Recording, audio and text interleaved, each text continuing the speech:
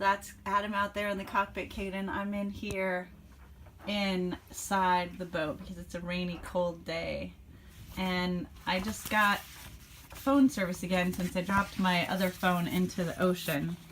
And the problem for me with being without phone service is mostly that I wanted to communicate with you and Jasmine. I felt like I was falling down on the job.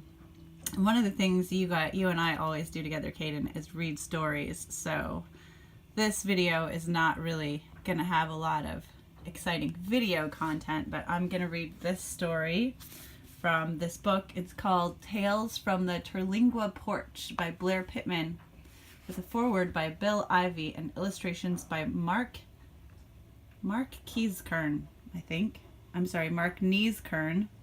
I got this book when I was on the way down to Texas with Ellie. I got it in a little town called Alpine, which is near Big Bend National Forest, and you should look that up on a map, and maybe sometime we could go there together. This is a story from this book, Tales from the Terlingua Porch. It's called Border Ingenuity. Since the 1980s, I've paddled a canoe through the Big Bend canyons of the Rio Grande so many times I've lost count. River outfitters didn't exist back then, so the canoe rode to Big Bend on the top of the vehicle. Usual procedure was to have two vehicles, leaving one at the takeout, the other one for the put-in. A couple of local stores carried some canned goods, so if you wanted to eat while here, you brought it with you. The incident I'm about to tell you about must have happened in the early 1970s. My wife, Tink, and son, Troy, were with me. He was born in 1963 and loved canoeing the canyons, looking forward to the next set of rapids. Even as a baby, that boy just couldn't get enough whitewater. We had paddled all day through the canyon.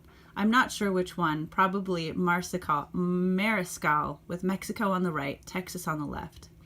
As we left the majestic canyon walls, we drifted silently. We were a little sad the trip was over. Troy in the bow of the canoe began pointing excitedly. "Dad, there's a rope across the river."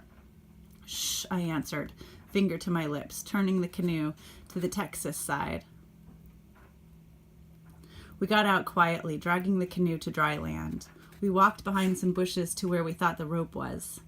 Sometimes it can be best not to know what is going on. We found more than we bargained for. The rope was tied to the front bumper of a pickup truck. The rope stretched the 50 feet or so to the other side of the river, then another 25 feet to a horse and rider. Right then, two Mexicans stepped onto the back bumper, waving to the rider. He coaxed the horse forward. The truck began to roll on into the river and deep water. The weight of the two men on the rear bumper raised the front end. In a matter of minutes, the truck rolled onto dry ground in Mexico. As the horseman galloped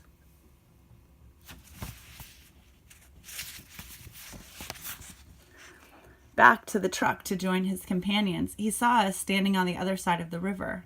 They turned around to look at us as the rider stepped out of the saddle. There was a moment of uncertainty on both sides of the river. After all, we had just witnessed a crime being committed. They had no idea who we were. I began to applaud as loudly as I could. Tink and Troy joined me. We yelled, "Bravo, bravo!" Do you know what those three Mexicans did then? They bowed like actors on a stage, with broadly exaggerated swooping arms, hats in hand, with big smiles on their faces.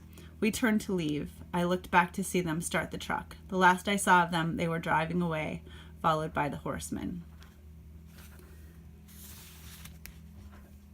Tales from the Terlingua Porch, Volume 1 by Blair Pittman. Yeah, so that's it, Kaden. Good morning. I hope you enjoyed the story. I hope my video making wasn't too blurry.